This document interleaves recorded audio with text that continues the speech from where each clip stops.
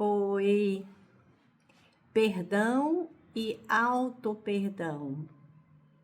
Você já analisou, já parou para pensar, né, o que que isso significa na nossa vida? Qual que é a importância do perdão e do auto-perdão para nós?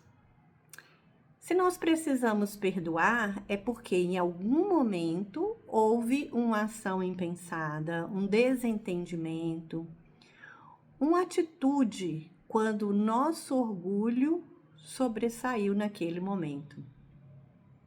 Infelizmente, nem sempre a gente consegue prever as nossas reações. Muitas vezes nós nos preparamos de alguma maneira, né, dizendo, não, vou ter calma, respira, vai dar tudo certo, né? Quando acontece qualquer coisinha, perdemos o controle. A hora que o sangue fica quente, trânsito, por exemplo, né? A gente se irrita com facilidade enorme. Primeira buzina, primeira fechada que a gente leva, o primeiro xingo na rua já é suficiente para o coração bater mais forte, para acelerar os nossos pensamentos, e aí não dá tempo de pensar. E como dizem, palavra lançada, ação feita, não tem como voltar atrás. E todos nós temos que assumir as consequências dos nossos atos, das nossas atitudes. Nós recebemos o livre-arbítrio, né, justamente para que fôssemos responsáveis, até que a gente consiga atingir a maturidade espiritual. Então, não existe injustiça, na verdade, não existe injustiçado. Existe injustiça, sim, mas cada um de nós é responsável. Então, uma hora a gente tem que pedir perdão, outro momento a gente tem que perdoar, e nós temos que nos preparar para tudo isso. O conceito de perdão, ele é um pouco complexo, porque ele vai envolver muita coisa. Decisão pessoal, questão emocional, aspectos religiosos, espirituais, né? A evolução de cada um, os conceitos de vida que cada um tem.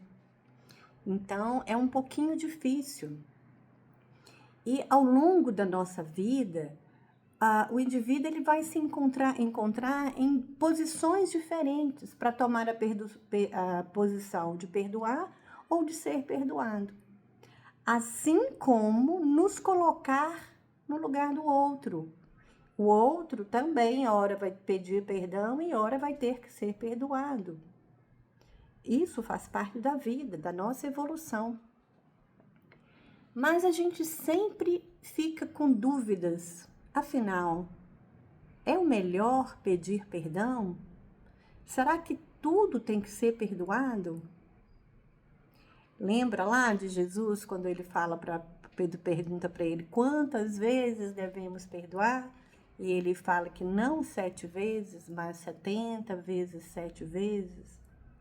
E isso não quer dizer um número fixo matemático, não. Isso significa perdoar sempre. Sempre. Por quê? Porque nós precisamos reconhecer que todos nós somos iguais. Se nós aqui somos irmãos, estamos em busca do crescimento e da evolução, então todos nós erramos. Uma hora a gente tem que perdoar, outra hora tem que ser perdoado. Fácil? De jeito nenhum. Por quê? Por que não é fácil? Porque nós somos cheios de vícios. E a gente não costuma reconhecer nenhum deles. A nossa forma de avaliar, de reagir às atitudes que nós tomamos em relação aos outros, quando nós classificamos os outros como maus, ou como bons, como certos, ou como errados, faz parte de um sistema de autocensura que desenvolveu em nós e que está lá na nossa consciência mais profunda. toda postura que nós assumimos está ligada à maneira como nós olhamos o mundo lá fora e o mundo dentro de nós também. E isso aí pode nos levar à culpa, à frustração, ao contentamento, ao perdão, à punição, de acordo com aquele código moral que cada um tem dentro de si. Então, isso aí está lá dentro da nossa consciência mais profunda. E é essa consciência mais profunda que é o nosso julgador interno. E como que a gente adquire essa consciência mais profunda? Com o passar do tempo, com os nossos pais, com os nossos amigos, os nossos familiares, os nossos avós, que a gente tem tanta admiração, que a gente gosta tanto de estar, com as pessoas de influência, com os ídolos. Hoje em dia, com esse mundo virtual, a gente está sofrendo muito mais influência ainda, sem perceber. Nós sofremos influência de julgamento, onde apontar o dedo é muito mais fácil do que tentar se colocar no lugar do outro. Ninguém fica pensando muito qual é a verdadeira realidade dos fatos, o que aquele lado de lá está sentindo. Ninguém pensa que tem muita coisa envolvida para interferir em qualquer acontecimento. Num desentendimento, num aborrecimento, num erro, vários fatores podem influenciar. A saúde, o estado emocional, espiritual, o ambiente familiar, o ambiente social, tem muita coisa. Então, a origem do nosso não perdão está baseada em tudo isso, nessas crenças que a gente vai adquirindo com o passar da vida. E isso vai variar de indivíduo para indivíduo, do tipo de família, de educação que a gente recebe, da fé religiosa que cada um sustenta ou não sustenta, da evolução moral de cada um. Isso pode variar muitas vezes, pode variar sempre, na verdade. Nós, muitas vezes, a maioria das vezes eu acho, nos julgamos perfeitos. É uma exigência de perfeição. E essa busca da perfeição que nós estamos o tempo todo é a maior inimiga do ser humano. Porque quando nós reconhecemos a nossa pequenez, a nossa necessidade de evoluir, nós reconhecemos que todos nós erramos e todos nós estamos no mesmo caminho, a gente não vai ficar achando que é perfeito o tempo todo. Quando alguém nos fere, nós temos que ter uma coisa em mente. Muitas vezes, o outro agiu como um cego, no momento que agiu por ímpeto, sem pensar nas consequências, sem pensar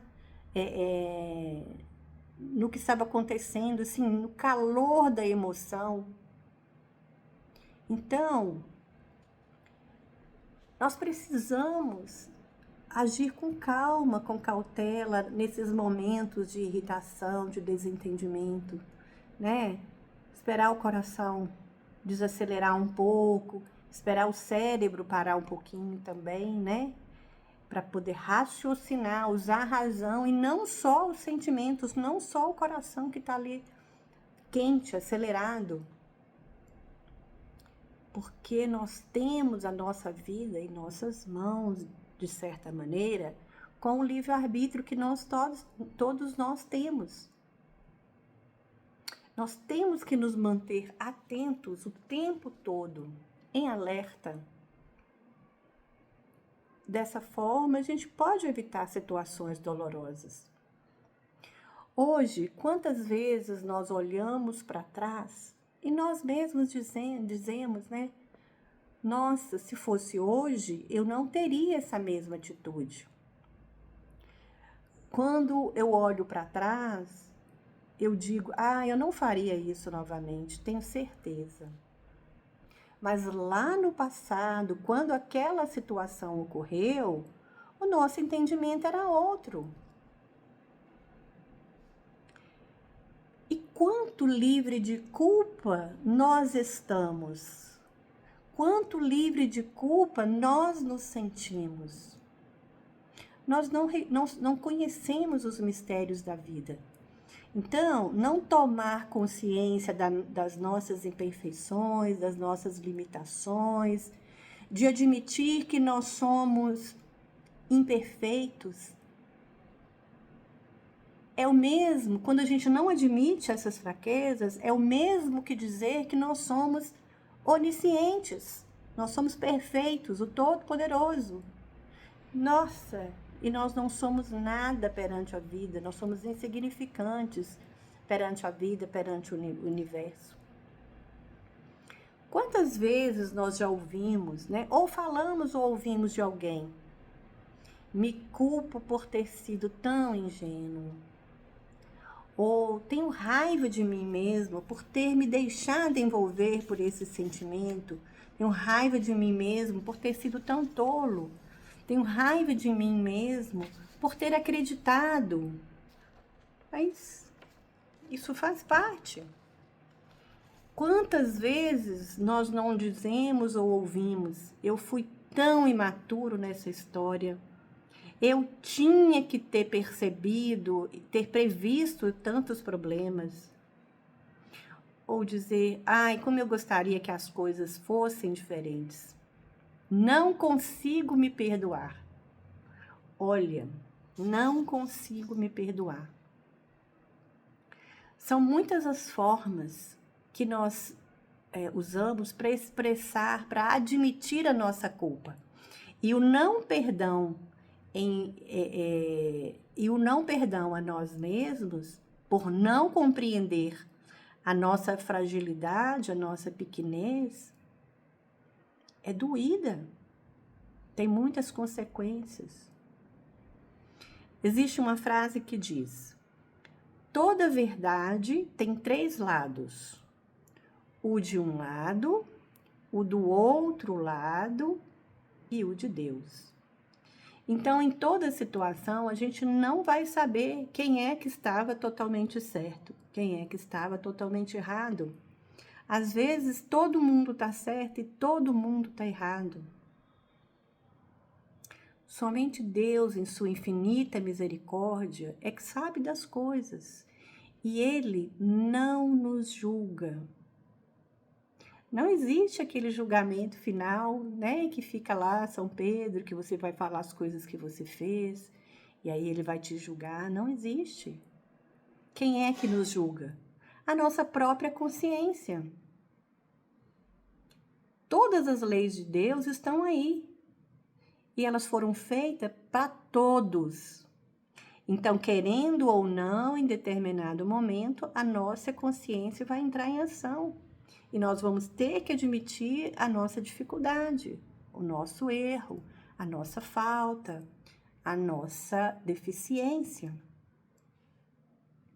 E muitas vezes as coisas acontecem e saem totalmente fora do que planejamos, porque muitas vezes nós agimos sem razão, agimos pelo instinto, sem uma intenção prévia, e machucamos muita gente, tanto a nós quanto aos outros. E ficamos pensando, né? Nossa, eu não consigo imaginar como isso aconteceu. E quando alguém nos magoa, nós não hesitamos em apontar o dedo, em comentar sobre a atitude do outro, em julgar, em condenar o outro. E aí a indignação se instala em nosso coração. Às vezes foi um comentário inocente, sem nenhuma intenção de magoar, de ofender. E quando você olha à sua volta, a tragédia já aconteceu. E ao invés de pedir perdão, a gente fica dando volta, buscando uma justificativa, não aceitando a razão do outro, o lugar do outro, e aí nós ficamos sempre achando que nós somos vítimas. Em momento algum a gente tenta nos colocar no lugar do outro, pensar no que o outro está sentindo. O livro Esperança, de Chico Xavier, diz assim: não apenas os nossos adversários costumam cair, nós caímos também, todos nós. É preciso entender que as situações constrangedoras não aparecem unicamente diante daqueles que não nos comungam os ideais, cujas deficiências, por isso mesmo, estamos naturalmente inclinados a procurar reconhecer.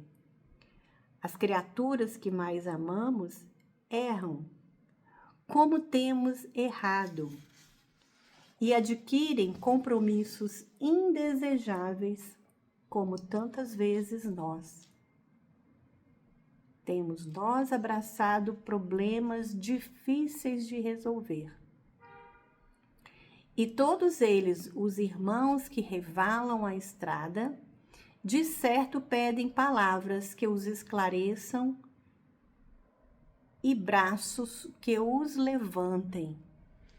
Então, todos nós somos iguais.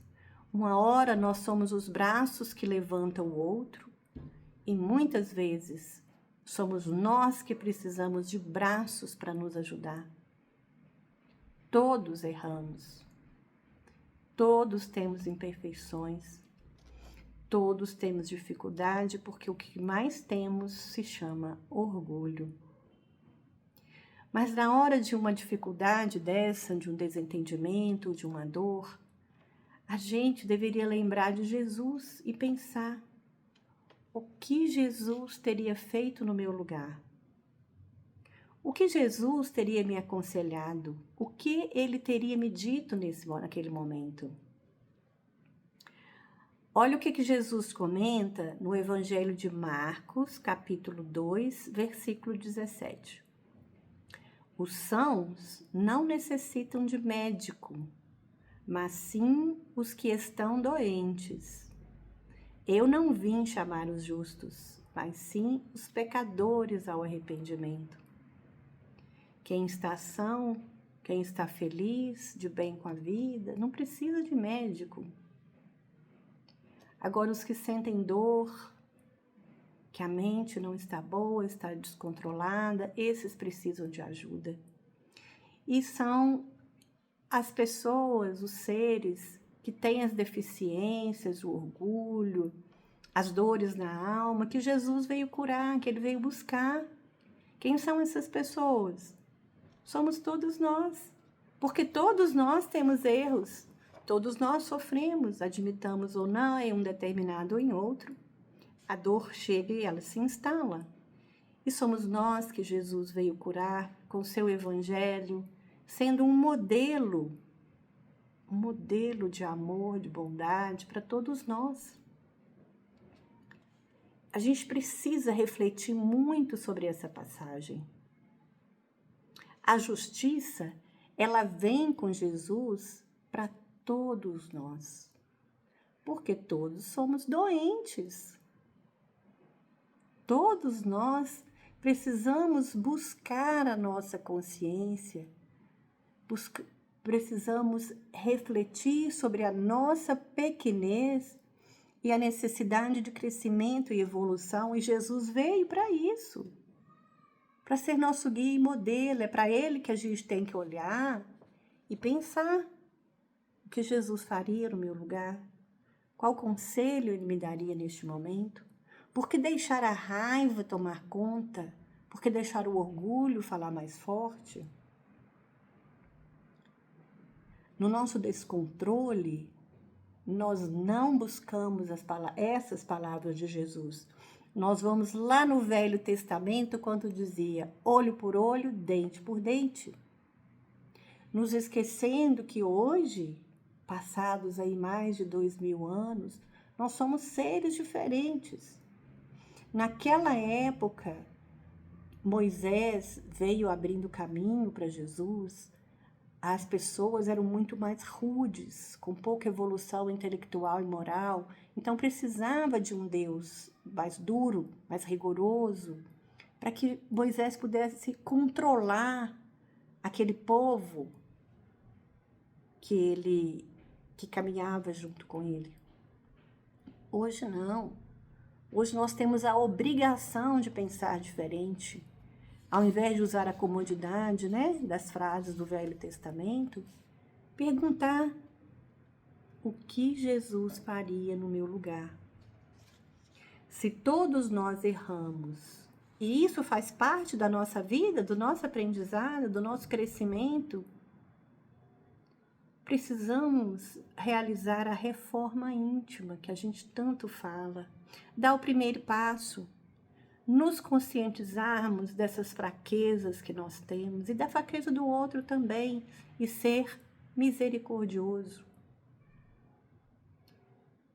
Perdoar para nós agora não significa amar o outro como se ama um irmão, um familiar.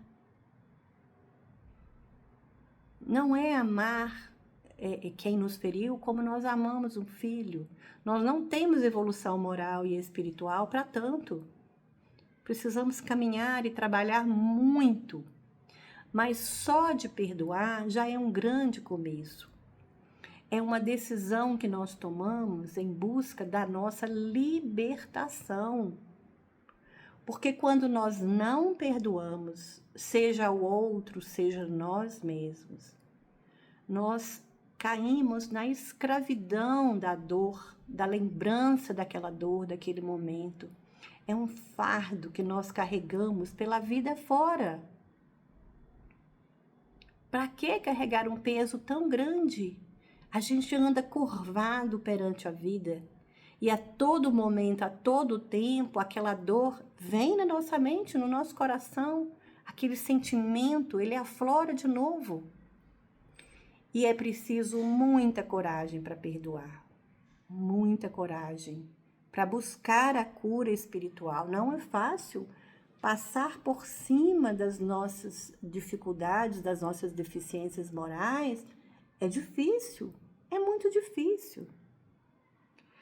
Quando nós perdoamos ou praticamos o auto-perdão, nós deixamos de ser carcereiros do outro e de nós mesmos. Perdoar é libertar-se. Quando você não perdoa, você está se punindo. Você está punindo a você mesmo, te dando uma pena pesada que você tem que carregar pela vida. Perdoar, ou nos auto-perdoar, vai nos conceder a paz de espírito. Quem não quer paz de espírito? Quando o outro nos machuca, o outro está doente, lá como Jesus falou, ele precisa de médico, a alma dele está adoecida. E todos nós estamos sujeitos a passar por isso em algum momento.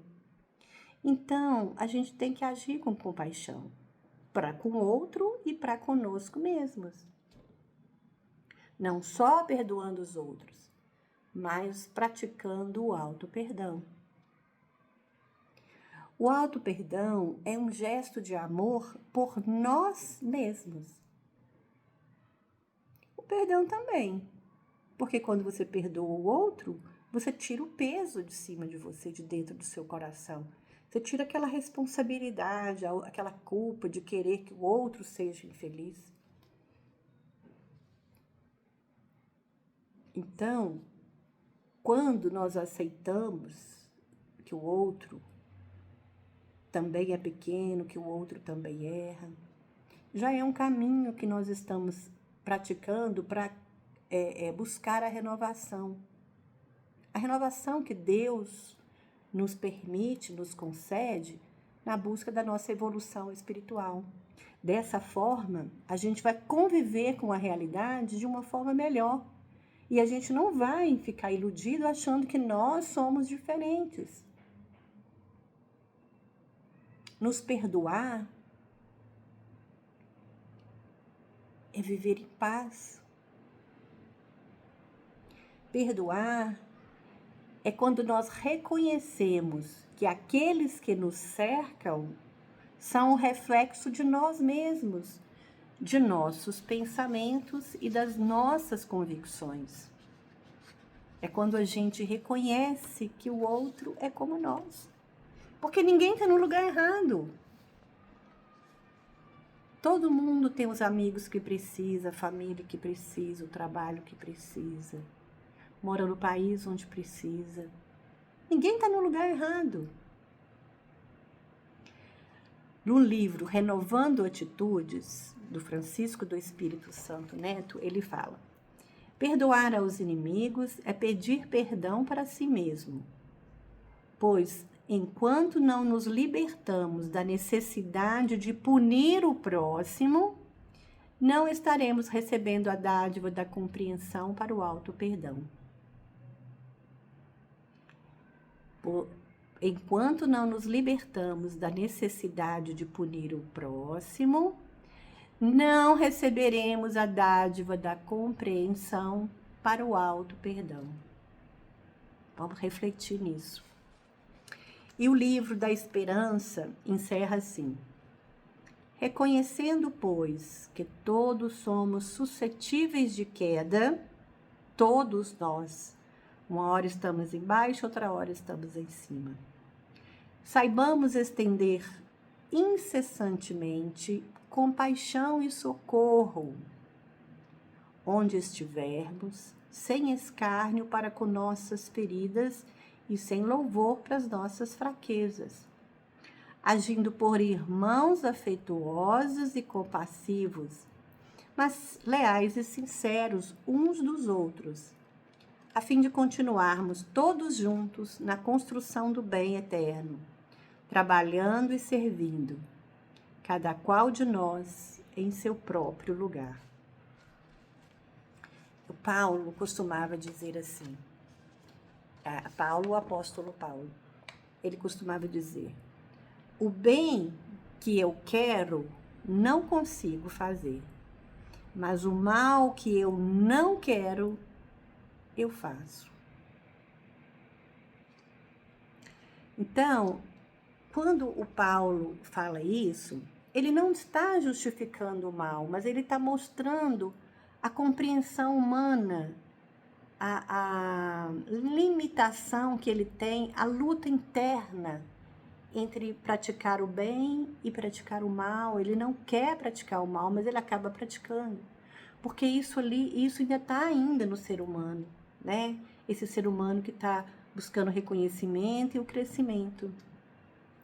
A frase, o mal que eu não quero fazer, mostra a angústia dele em desagradar a Deus, porque não é isso que Deus ensina. Então, quando a gente faz o mal, a gente está desagradando a Deus. E aquele que tem consciência disso, fica frustrado.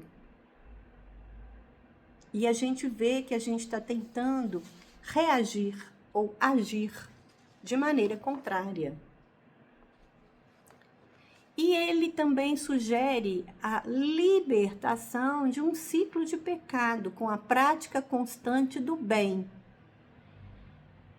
E como é que nós vamos conseguir essa prática constante do bem? Usando Cristo Jesus como nosso grande modelo e guia. Então, perdão e auto-perdão é muito importante na nossa vida. Isso vai nos ajudar a curar relacionamentos. Como é bom quando conseguimos curar um relacionamento que foi interrompido, muitas vezes um relacionamento de amor. Quanto que o perdão e o auto-perdão vai nos ajudar a controlar nossas emoções negativas. É uma bola de neve que vai acumulando no nosso coração, vai virando um peso. Perdoar e se auto-perdoar é um caminho para a maturidade. Porque só quando a gente está crescendo, está evoluindo, nesse processo de crescimento moral e espiritual, é que a gente reconhece que erra. Que o outro erra, mas que nós também erramos muito. Pedir perdão, resumindo, é um ato de coragem, humildade, amor e traz benefícios para todo mundo, para quem erra, para quem foi ofendido. Promove a cura, o crescimento, o bem-estar em diversos aspectos da nossa vida. Traz paz, traz alívio, nos livra de doenças do corpo físico, traz mais amor ao ambiente que nós estamos, traz mais vida para as nossas vidas. Deus te abençoe.